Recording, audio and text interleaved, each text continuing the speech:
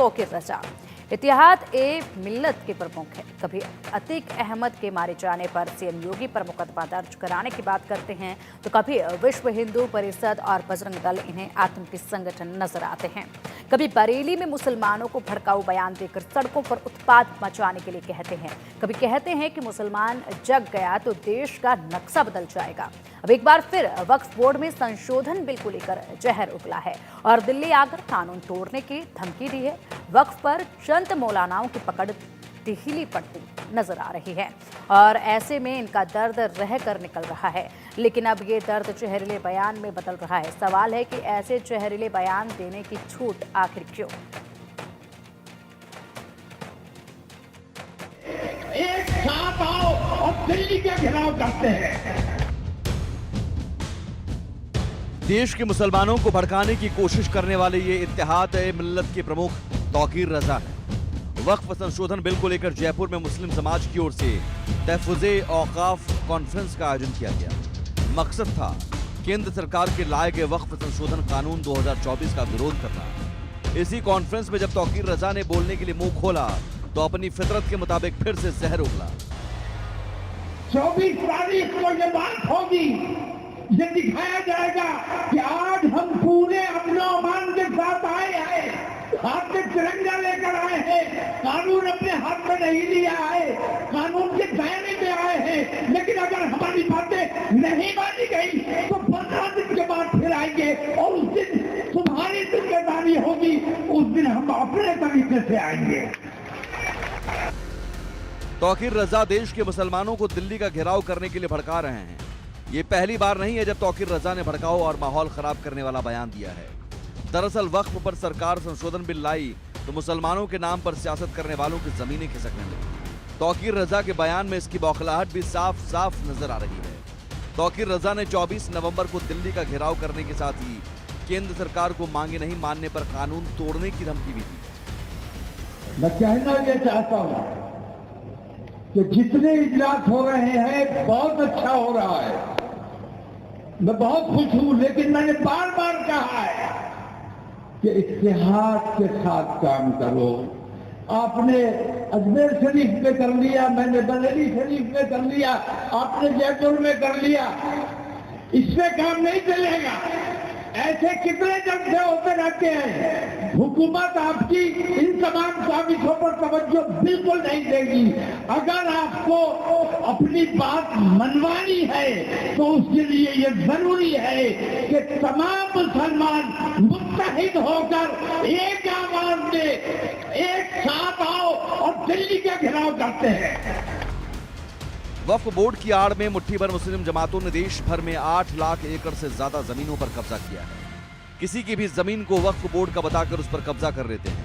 मौजूदा समय में वक्फ बोर्ड के पास किसी भी संपत्ति को वक्फ संपत्ति घोषित करने का अधिकार है।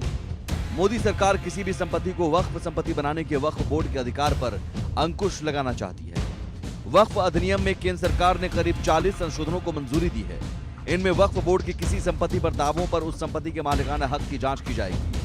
वक्फ संशोधन के बाद वक्फ की कब्जाई गई संपत्तियों का सर्वेक्षण का रास्ता साफ हो जाएगा और वक्फ ने जिन संपत्तियों पर अवैध कब्जा कर रखा है उन पर वक्फ बोर्ड का अधिकार नहीं रह जाएगा। वक्फ बोर्ड के फैसले के खिलाफ हाईकोर्ट में अपील की जा सकेगी, जिसका प्रावधान अब तक नहीं था। संसद में वक्फ संशोधन विधेयक 2024 को लेकर विरोध के बाद इसे जेपीसी के पास भेजा गया। जेपीसी की बैठक में विधेयक में सुधार को लेकर आए प्रस्तावों पर चर्चा हो रही है। वक्फ बोर्ड के बहाने अवैध संपत्तियों के हाथ से निकल जाने के डर से तौकीर रजा जैसे लोग मुसलमानों को भड़काने की कोशिशों में लगे हैं। Bureau report, India news.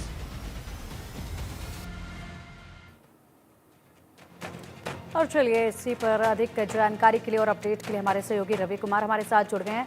Ravi, जिस तरीके से तौकीर यहाँ पर एक के बाद एक बड़े बयान दे रहे हैं, ऐसे में जिस तरीके से माहौल खराब करने की वो कोशिश कर रहे हैं, उन पर कोई कार्रवाई अभी तक होती नजर नहीं आ रही। आखिर कब कदम उनके खिलाफ सख्ती के साथ उठाया जाएगा? हाँ, देखिए निश्चित तौर पर तौकीर रज़ा के जो बयान है उसको लेकर पूरे देश भर में भी चर्चाएं होती रही हैं।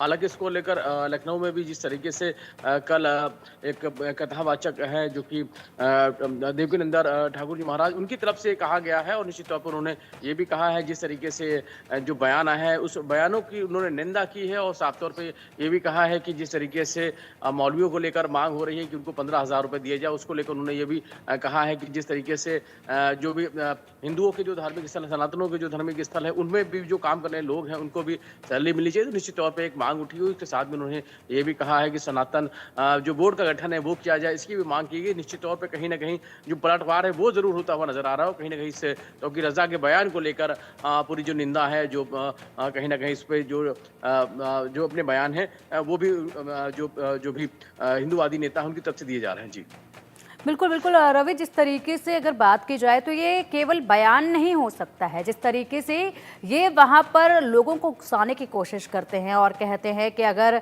मुस्लिम जाग गया तो भारत का नक्शा ही बदल जाएगा, इस तरह के बयान भी पहले दिए गए हैं।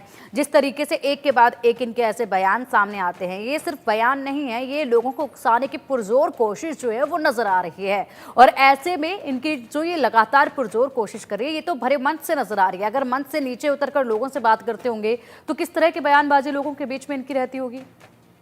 हाँ, देखिए बिल्कुल अगर आप इनके बयानों को ध्यान से सुने तो किस तरीके से वो उकसा रहे हैं लोगों को और किस तरीके से कह सकते हैं भड़काऊ भाषण जिसे कहते हैं, उस तरीके की जो बयानबाजी है वो इनकी जरूर सामने आती है। और निश्चित तौर पर इसको लेकर अलग अलग चर्चाएं भी हो रही है और कहीं ना कहीं इस पूरे मामले को लेकर जो बयानबाजी है वो भी अब सामने आने लगी है और कहीं ना कहीं लोगों में इस बयानों को लेकर नाराजगी भी जाहिर की जाने लगी है। अब ये देखना होगा कि अब इस तरीके के जो बयान सामने आ रहे हैं और जिस तरीके से ये पूरा इसको लेकर ये भी कहा जा रहा है कि उकसाने की कोशिश की जा रही है, तो निश्चित तौर पर कहीं ना कहीं एक माहौल को खराब करने जैसी चीजें हैं वो सामने आती हुई नजर आ रही हैं। हालांकि इसको लेकर अभी देखना होगा कि क्या इस मामले पे क्या कुछ कदम है वो उठाया जाता है। जी बिल्कुल, और इसी के साथ प्रधानमंत्री मोदी ने जो बयान दिया था कि एक है तो सेफ है, और इसी के साथ जिस तरीके से पटेंगे तो कटेंगे पर भी लगातार दोनों पर ही ये कटाक्ष लगातार करते जा रहे हैं, और ऐसे में कोई असर इन कटाक्ष का देखा भी जा रहा है क्या?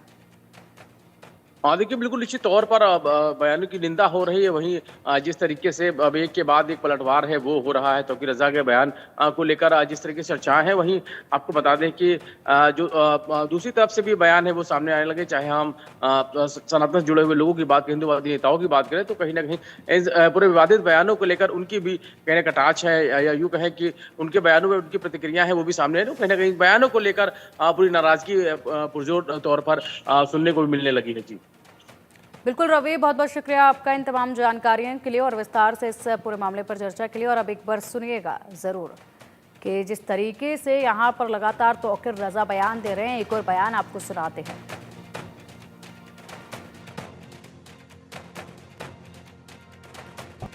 24 तारीख को ये बात होगी, ये दिखाया जाएगा कि आज हम पूरे अमन के साथ आए हैं, हाथ में तिरंगा लेकर आए हैं, कानून अपने हाथ में नहीं लिया है, कानून के दायरे में आए हैं। लेकिन अगर हमारी बातें नहीं मानी गई तो 15 दिन के बाद फिर आएंगे और उस दिन तुम्हारी जिम्मेदारी होगी, उस दिन हम अपने तरीके से आएंगे। मैं ये चाहता हूं कि जितने इजलास हो रहे हैं बहुत अच्छा हो रहा है, मैं बहुत खुश हूं, लेकिन मैंने बार बार कहा है कि इत्तेहाद के साथ काम करो। आपने अजमेर शरीफ में कर लिया, मैंने बरेली शरीफ में कर लिया, आपने जयपुर में कर लिया, इससे काम नहीं चलेगा। ऐसे कितने जलसे होते रहते हैं। हुकूमत आपकी इन तमाम काबिजों पर तवज्जो बिल्कुल नहीं देगी। अगर आपको अपनी बात मनवानी है तो उसके लिए ये जरूरी है कि तमाम मुसलमान मुत्तहिद होकर एक आवाज में एक साथ आओ और दिल्ली का घेराव करते हैं।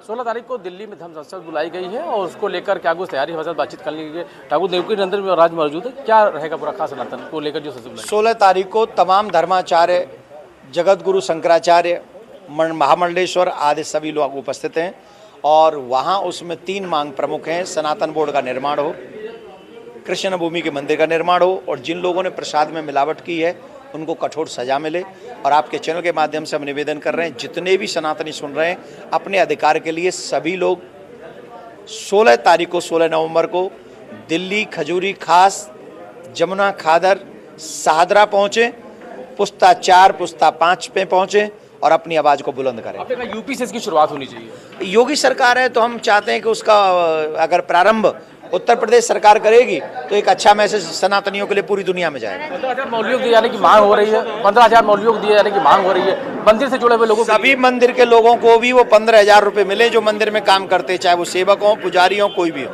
सबको मिले। कह रहे हैं दिल्ली घेर लो, क्या अरे उनको सजा मिलना चाहिए।